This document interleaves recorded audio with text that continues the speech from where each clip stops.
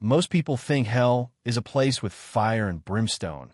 But if you really want to torture a man, just give him a neighbor like Karen and a homeowners association with too much time on their hands. I'm sitting here looking out over my valley today, and it's quiet, the kind of quiet that feels like a long-held breath finally being let out. But God, there was a year there where I thought I was going to lose my mind, my dirt, and my soul all at once. If you've ever had someone try to steal the ground you're standing on while smiling and handing you a notice of violation, then you know exactly the kind of war I'm talking about. This land, it's not just dirt to me. My great-grandfather carved this place out of the wilderness with nothing but a mule, a few sticks of dynamite, and a stubbornness that clearly skipped a generation or two before landing square on my shoulders. It's got rolling hills that turn gold in the evening, forests so thick you can't hear the highway, and the crown jewel, a massive man-made lake.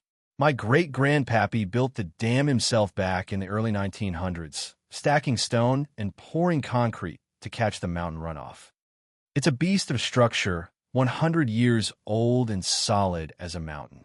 For years, it was just me, the deer, and the ghost of the old man. Then came this subdivision. It started on the adjacent property. Some developer bought the old Miller farm and put up these cookie-cutter mansions that looked like they were squeezed out of a toothpaste tube. And with the houses came the HOA. And with the HOA came Karen. Now, I'm not using that name as a meme. That was actually her name, and she wore it like a badge of office. She was the president, the judge, and the self-appointed executioner of anyone who didn't have a manicured lawn. The first time she showed up at my gate, she didn't even say hello. She just looked at my lake and said, "This would make a lovely amenity for our Phase 2 expansion." I laughed. I thought she was joking. I told her, "Ma'am, this lake has been in the Davidson family since before your daddy was in diapers. It ain't an amenity. It's my backyard." She didn't laugh back. Her eyes went cold, that kind of shark-like stillness, and she just muttered, "Everything has a price, Mr. Davidson." She started sending these offers in the mail. They were insulting, really. She offered me pennies on the dollar, acting like she was doing me a favor by taking this unimproved land off my hands. Every time, I'd write in big red marker and send it back. But Karen wasn't the type to take a hint. She started a campaign of pure, unadulterated harassment. I'd wake up to find county inspectors at my gate because someone anonymously reported my dam as a public safety hazard. I spent thousands on engineers just to have them tell the county what I already knew. That dam could survive a nuclear strike. She sued me over boundary lines. She sued me over the noise of my tractor. She even tried to claim my lake was a breeding ground for invasive species. My lawyer, a sharp old guy named Miller who's seen it all, told me, "She's trying to bleed you dry, son. She wants you so buried in legal fees that you'll sell just to make the bleeding stop." But then Karen did something so bold, so illegal, it actually took my breath away. I had been away for 2 weeks visiting my sister out west. When I drove back down the valley road and rounded the bend to my property, I didn't see my shoreline. I saw orange silt fences. I saw excavators. I saw the skeletons of houses. She hadn't waited for the court. She hadn't waited for a deed. She had simply hired a crew, bulldozed a path from the HOA property onto my land, and started building. And she didn't just build one amenity. She was putting up 100 luxury cabins right along my waterfront. I went ballistic. I called the sheriff. I called my lawyer. I ran down there screaming at the contractors to get off my dirt. But here's the thing about people with money and connections. They know how to gum up the works. Karen's lawyers filed emergency stays and claims of equitable interest.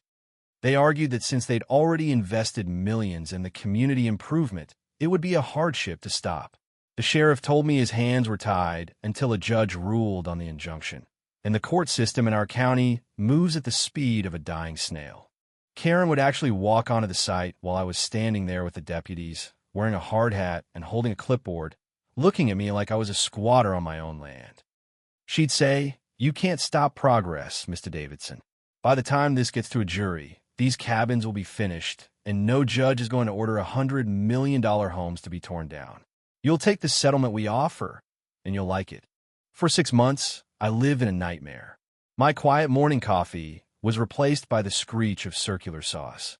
The forest I loved was cleared for walking paths. The HOA members, people who hadn't even bought the cabins yet, would come down on the weekends for site tours. They'd have picnics on my grass, drinking expensive wine and pointing at my house on the hill like it was some eyesore that would surely be removed soon. They treated me like a ghost. I felt small. I felt like the world was built for people like them, and people like me were just obstacles to be paved over.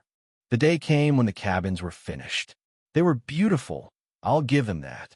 Cedar siding, wraparound decks, floor-to-ceiling windows looking out over my water. Karen threw a grand gala opening. There were white tents, a catering crew, and a live string quartet. I could hear the clinking of champagne glasses from my porch. They were celebrating the theft of my legacy. I sat there on my porch, looking at the original deed in my hand, and then I looked at the old manual for the dam. And that's when it hit me. Karen had been so focused on stealing the land around the lake, she'd forgotten one very technical, very important detail.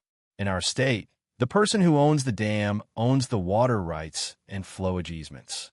I didn't just own the land, I controlled the liquids sitting on it. I called Miller.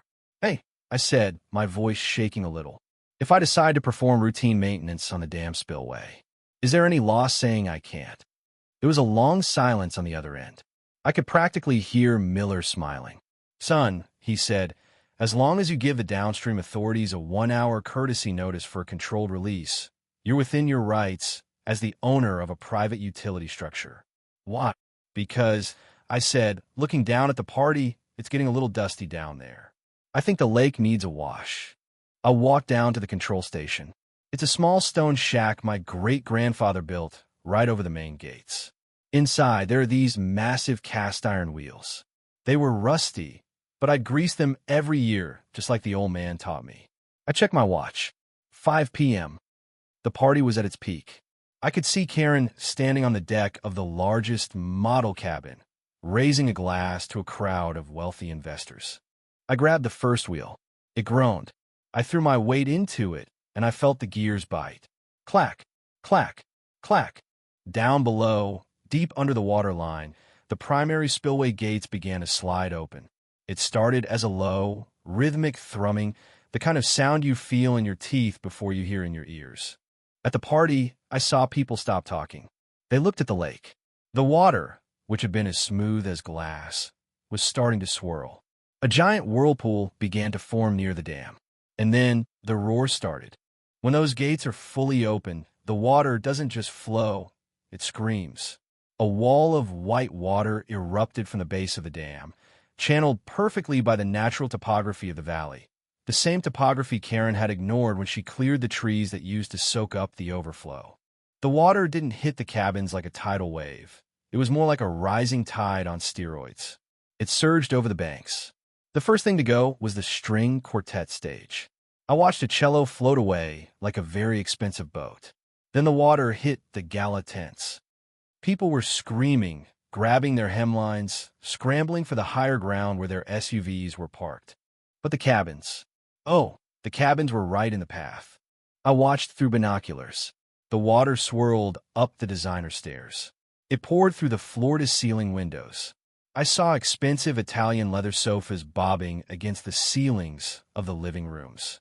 The grand opening turned into a grand submerging in about 15 minutes flat. Karen was the last one off the deck of the model home. She was shrieking, her expensive heels ruined, clutching a porch railing as the water rose to her waist. She looked up toward the dam and saw me. I was just standing there, leaning against the stone wall, watching. I didn't wave. I didn't cheer. I just stood there. By 7 p.m., the party was over. The guests were gone, leaving behind a graveyard of drowned luxury cars. The 100 luxury cabins were now 100 waterlogged boxes sitting in 4 feet of muddy lake water. The electrical systems were fried, the custom woodwork was warping in real time, and the pristine shoreline was a mess of silt and debris. The legal fallout was, well, it was biblical. Karen tried to have me arrested for domestic terrorism, which was a nice touch of drama. But Miller showed up with the dam's operating permit, the maintenance logs, and the time-stamped courtesy notice I'd sent to the county. I had followed the letter of the law. I was preventing a potential structural failure by lowering the water level. A perfectly legal, perfectly timed bit of maintenance. The HOA? They were ruined. They'd spent every cent of their reserve fund and taken out massive loans to build those cabins illegally. Now, they had 100 condemned structures that were uninsured because, as it turns out, insurance companies don't like to cover buildings built illegally on someone else's land. The lawsuits from the investors stripped the HOA bare. Karen lost her house, her position, and her dignity. Last I heard, she moved 3 states away. I eventually closed the gates. The lake filled back up, but the cabins stayed empty. The county eventually ordered them demolished as a public nuisance, and I made sure the HOA paid for the cleanup before they went bankrupt. Today, the shoreline is quiet again. The grass has grown back over the spots where the foundations used to be. The birds are back. My great-grandfather's dam is still standing, stone cold and steady. I guess the lesson is simple. You can have all the money, lawyers, and Karens in the world. You could try to build your empire on someone else's heart and soul. But you should always check to see who holds the keys to the floodgates before you start pouring the concrete. So, let me ask you something. If someone tried to steal your history right in front of your eyes, how far would you go to take it back? Is justice only what happens in a courtroom? Or is it sometimes something you have to carve out for yourself with a little bit of gravity and a whole lot of water? Drop a comment and let me know. And hey, if you like seeing a greedy HOA get washed away, do me a favor. Hit that like button and subscribe. It helps keep the maintenance going around here. Thanks for listening.